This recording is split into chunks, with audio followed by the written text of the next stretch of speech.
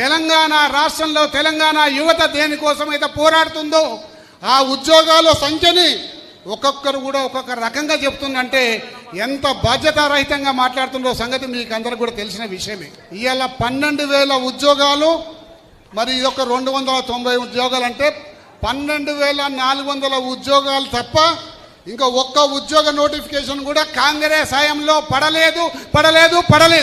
కానీ తెలంగాణ ప్రభుత్వంలో అప్పుడు పరీక్షలు నిర్వహించిన, అప్పుడు నోటిఫికేషన్లు జారీ చేసిన అన్నీ కూడా ఎన్నికల కోడ్ రావడం వల్ల, ఆ కోడ్తోటి ఎలక్షన్ కమిషన్ ఆపేయడం వల్ల కొత్త ప్రభుత్వం ఏర్పడి ఆ కొత్త ప్రభుత్వం చేతుల మీదుగా ఇలా నియామక పత్రాలు అందుకున్నవి కూడా సిగ్గు శరం లేకుండా వాళ్ళ అకౌంట్లలో కలుపుకున్న ఘనత మన కాంగ్రెస్ పార్టీదని చెప్పేసి ఈ సందర్భంగా మీ అందరికి కూడా తెలియజేస్తున్నాను.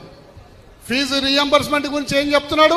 కాలేజీ యాజమాన్యం నా సర్టిఫికెట్లు పెట్టుకుంది అంటే ఎందుకు పెట్టుకుంది బాబు అని అడిగితే, సార్ ఫీజు రీఎంబర్స్మెంట్ పడలేదంట, అందుకోసం మా సర్టిఫికెట్లు ఇస్తలేరు, ఆ ఫీజు మమ్మల్ని కట్టమని అంటున్నారు అని చెప్పేసి ఉద్యోగస్తులు మరి యువకులు వాళ్ళ తల్లిదండ్రులను నిలబెట్టుకొని మా దగ్గరకు వస్తున్నారు.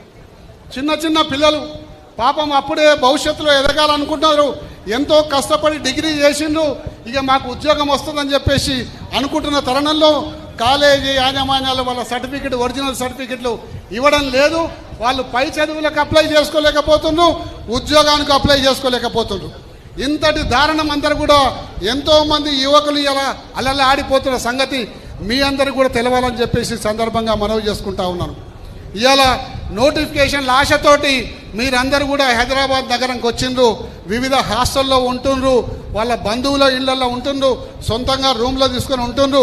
మరి అన్నిటికీ దేనికైనా డబ్బు ఉండాలి కదండి, డబ్బు ఉంటేనే చేయాలిగా. హాస్టల్కి అయితే ఫ్రీగా వాడు అన్నం పెట్టాడుగా, హాస్టల్ రూమ్ రెంట్ కట్టాలిగా. మరి ఈ రూమ్ రెంట్లు, మీరు చదువుకునే స్టడీ మెటీరియల్, మీరు ఏదైతే కోచింగ్ తీసుకుంటుండ్రో కోచింగ్ ఫీజు, ఇవన్నీ కూడా పాపం కష్టపడి మీ తల్లిదండ్రులే కడుతుండగా. ఇలా మీ తల్లిదండ్రులు ఎందుకు కడుతుండ్రు కష్టపడి? ఈరోజు కాకుండా రేపు నా బిడ్డకు ఉద్యోగం వస్తుంది, పోనీ కష్టపడుతుండే ఇంకా 4 రోజులు నేను కష్టపడితే అయిపోతుంది, వాళ్ళకు ఉద్యోగం వచ్చి వాళ్ళ కాళ్ళ మీద వాళ్ళు నిలబడితే మాకు జీవితంలో అదే పెద్ద సంతృప్తి అని చెప్పేసి ఆ త్యాగధనలు కష్టం ఇవాళ మిమ్మల్ని చదివిస్తూ ఉంది. మరి ఇక్కడ ప్రభుత్వాలు ఏం చేస్తున్నారు?